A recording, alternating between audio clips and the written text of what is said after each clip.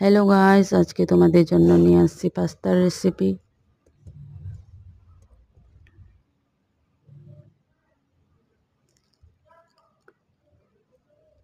প্রথমে কড়াইতে জল গরম করে লবণ, সাদা তেল,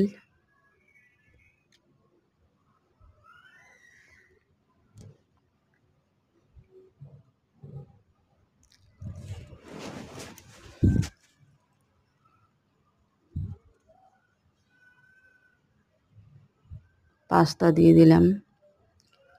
একই সাথে গাজর সিদ্ধ করে নিব।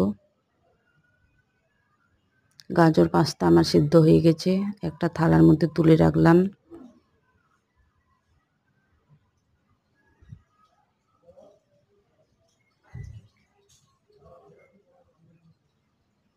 জলটা চেঞ্জ করে জল গরম করে টমেটো সিদ্ধ করতে দিলাম।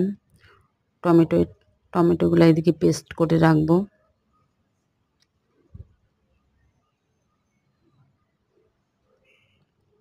অল্প তেল দিয়ে ডিমটা ফ্রাই করে তুলে রাখবো।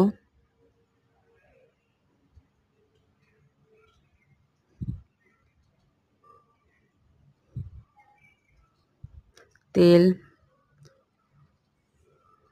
এখানে একটু স্কিপ হয়ে গেছে, বাটারও দিয়েছি। কোচানো পেঁয়াজ, কোচানো কাঁচা লঙ্কা, কোচানো রসুন, টমেটো পেস্ট দিয়ে নাড়াচাড়া করে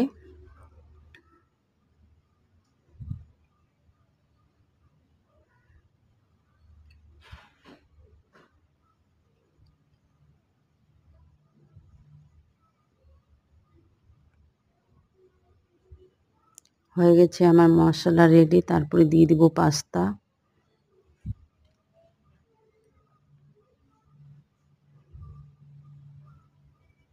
পাস্তায় অল্প ফ্রাই করে তারপরে দিয়ে দিলাম ডিম।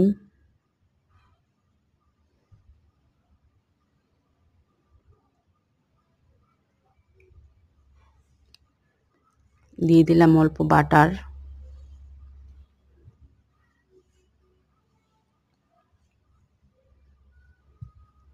হালকা ফ্রাই করলে হয়ে আমার পাস্তা রেডি হয়ে যাবে, কেন কি আগে থেকে সিদ্ধ করা আছে।